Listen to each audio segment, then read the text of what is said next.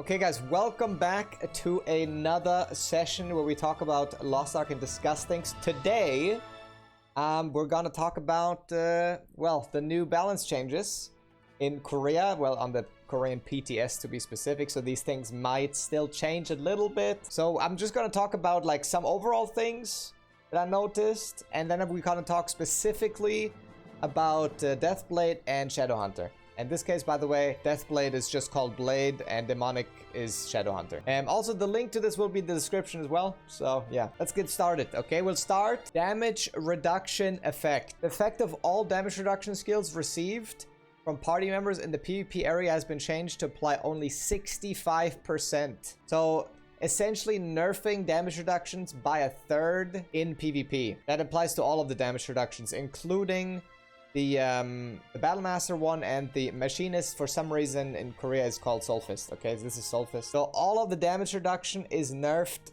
in PvP by like a third, which is good. I don't think it's enough because the shields weren't addressed at all, right?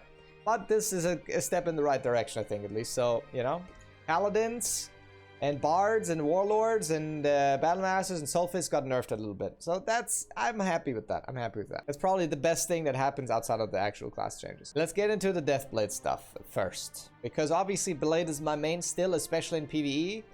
So there's not a whole lot of changes, as you can see, but those are pretty significant. So first of all, this doesn't make any sense to me.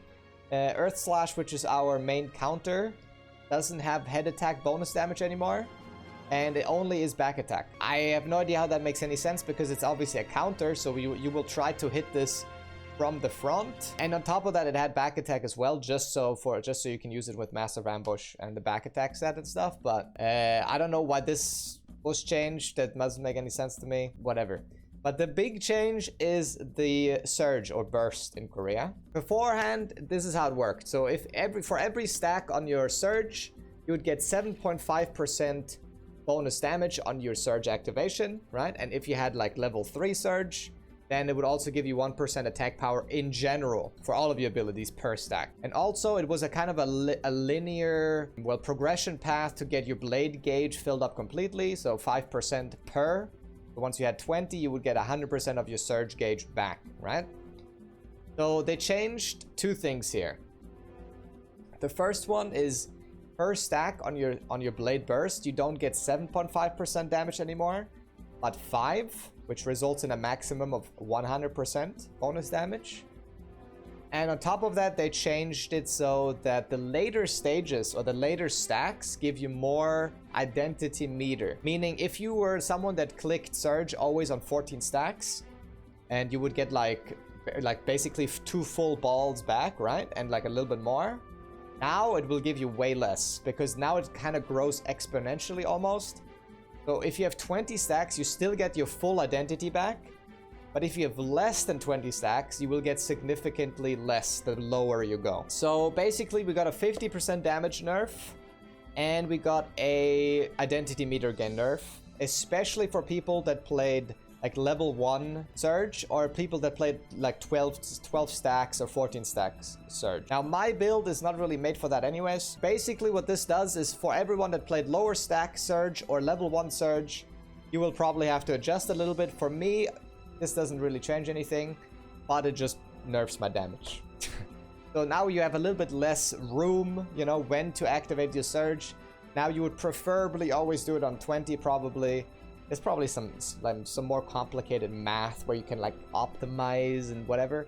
But overall, this is basically just a nerf for people that played on lower surge levels. And it also makes it a little bit harder to like gain your identity. So you probably maybe want to have another wealth rune or something in your kit. You know, it's just for consistency. So overall, I think these changes are kind of, let's just say, uncalled for a little bit. Although the surge damage is really high, and they also say that it has the highest potential damage of all the classes in the game. So I mean, the damage being nerfed by 50% sucks, and that you can't have that you know, creative freedom anymore, that you can do it on lower stacks basically. But overall I still think this is way better than remaining energy, even after these changes.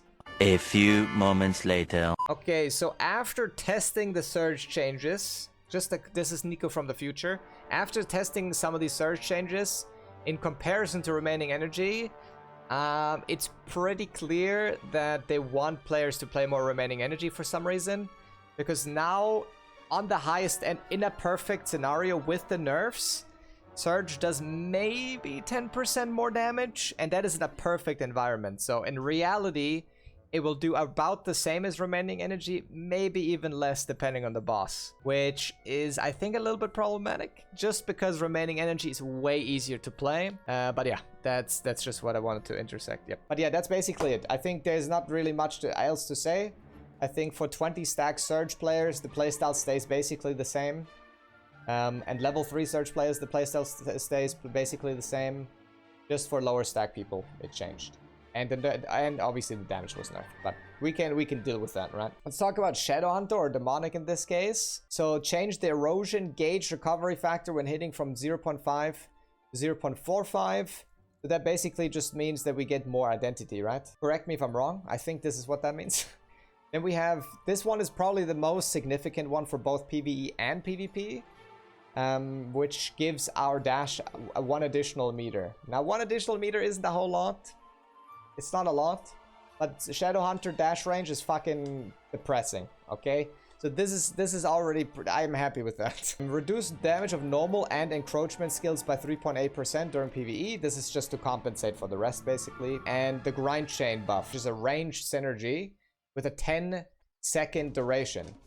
So with that, and the change to Howl, or Roar, or whatever you want to call it, this is basically makes it so we have permanent uptime of synergy, which in this case is 6% bonus damage, and not, as far as I know, the 12% from before. Essentially making you permanently increase the damage of your party members and yourself by 6%. I think is pretty good because it gives us consistency, right? And it's very easy to keep this up. So it's basically a permanent increase. But I'm pretty sad about the change to Howl because I think the 12% for 6 seconds for like really sick burst windows was pretty fun, and that doesn't really exist anymore.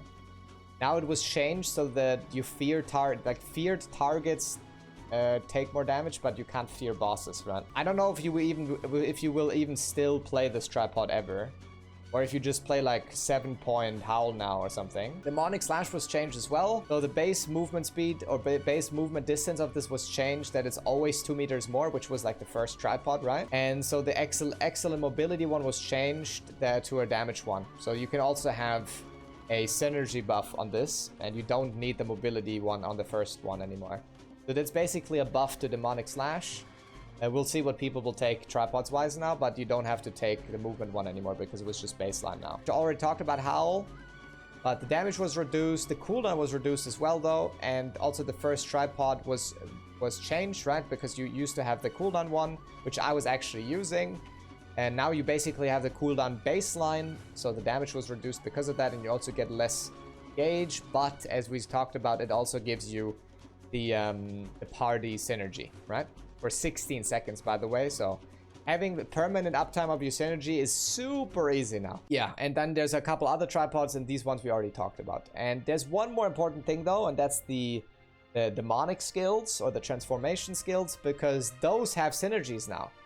So which this one is your Q and this one is your W, have synergy buffs for 6 seconds now. So in your Shadowhunter demonic form, you have permanent synergy as well, which is pretty crazy because the demonic is already pretty good, although on highest level in Korea I'm not sure. But this basically makes you very consistent and gives your party a permanent reason to have you in, you know? So it's not only in the Howl burst window now, but Shadowhunter is a consistent synergy provider, basically, right? Overall, in summary, I would say Blade was nerfed pretty significantly in PvE, Surge Blade specifically.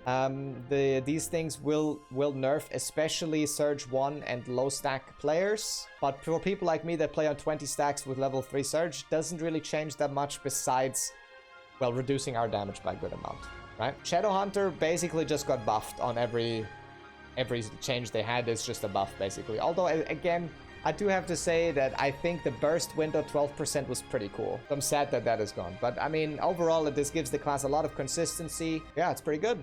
So those are the changes that I can talk about because I know the classes. The other classes, I'll link the entire patch again in the description if you want to read through it yourself. And yeah, see you in the next one, guys. Thanks for being here. Don't forget to sub, come over to Twitch, and see you in the next one. Peace.